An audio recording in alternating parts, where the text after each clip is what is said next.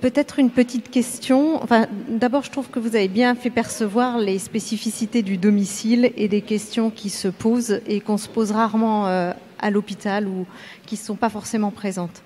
Une question sur deux personnes ou structures que je n'ai pas vues très présentes dans vos articulations, c'est le médecin généraliste et c'est potentiellement l'HAD pour des situations qui ont de multiples complexités. Je pense à la dernière que vous avez évoquée, pour lesquelles, au-delà de la prise en charge par la douleur par un infirmier à domicile, il y a aussi d'autres ressources qui seraient disponibles et qui permettraient peut-être de compléter le soutien, l'analyse et le suivi.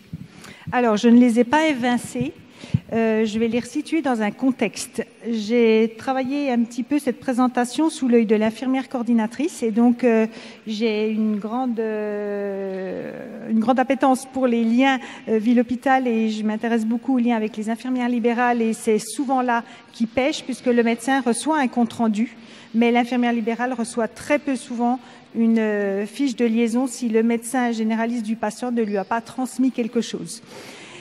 Le médecin généraliste est toujours informé, il est également partie prenante de ce partage de pouvoir, de ce partage de responsabilités. Je ne l'ai peut-être pas assez mentionné.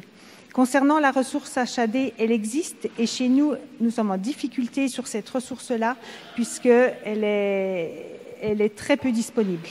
Elle est en cours de restructuration et finalement, nous avons tenté plusieurs fois pour des situations complexes d'y avoir recours sans réussite.